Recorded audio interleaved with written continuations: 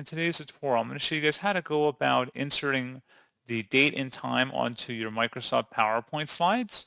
So this should hopefully be a pretty straightforward process here, guys, on how to do it. And without further ado, let's go ahead and jump straight into it.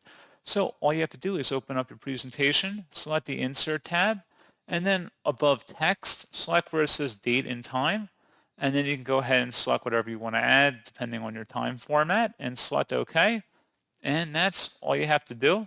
If you want to have it actually appear on the bottom of the slide, you can again select the Insert tab. And this time you're going to select where it says Header and Footer. And where it says Include on Slide, you want to check mark date and time and then update automatically.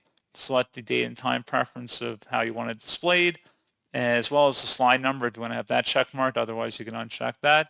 And then select Apply just for this slide or apply to all to make it across the entire PowerPoint presentation. And that's all you have to do. So pretty straightforward process, guys. And as always, thank you for watching. I do hope that was able to help you out. And I do look forward to catching you all in the next tutorial. Goodbye.